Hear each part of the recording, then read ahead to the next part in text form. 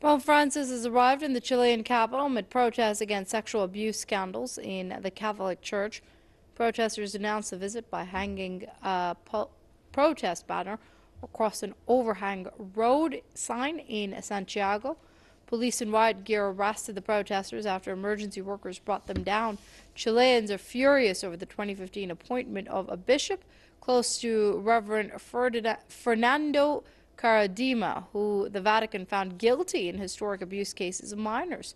The protesters demanded the Pope to take action against both abusers and anyone who helped cover up their actions. The pontiff is expected to highlight the plight of indigenous people and underscore the need to preserve the Amazon on the three-day trip. Joining us now is Eli Joseph James. He's a Congregationalist pastor, and he joins us via Skype from Chicago. Many thanks for joining us here on Press TV. Now, I'd like to get your opinion, first of all, about this anger that's still rife, not just in Chile, as we see, but in different parts of the world where people feel that the Church, the Catholic Church, hasn't done enough or even colluded at times in bringing different priests who had their hands dirty with regards to these child abuse scandals. Yes, well, I haven't followed it so much in the South American countries.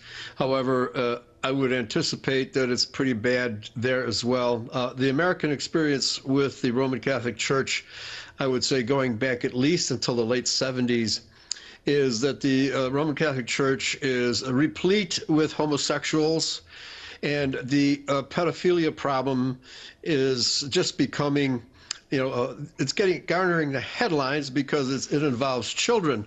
The homosexuality problem in the Roman Catholic Church hasn't garnered so many headlines, but I know for a fact that, for example, in the late 70s in the San Diego diocese, a heterosexual priest left the Catholic Church because he said he could not find a church, a Roman Catholic Church, that wasn't plagued with homosexuality. So we see that the Roman Catholic Church is violating all the principles of the Bible by allowing all this homosexuality to occur. And then when you have homosexuals, you have pedophilia because they believe in molesting children. That's what homosexuals do. Right. So, do you think that under Pope Francis, though, the Catholic Church has been able to sort of move away from that and change its public image? Absolutely not. I would say since 1963, the Pope John the 23rd, whose name was Roncalli. He was actually a member of Propaganda Due, which was a Freemasonic secret society.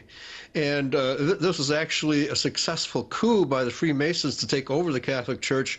And it was Vatican II that changed the religion of the Catholic faith and turned it more towards socialism. Ever since John the 23rd became Pope, every single pope since then has been practicing soft-core socialism, advocating that the richer Western countries must give up their wealth and transfer to third world countries. Well, we've seen what that results in. It results in nothing but corruption, where you see money being given to dictators who oppress their own people, and it doesn't help the people of those countries at all. Okay, hopefully we can discuss the church's politics at a later date. That's Eli Joseph James, Congregationalist pastor, joining us via Skype from Chicago. Many thanks for your comments here on Press TV.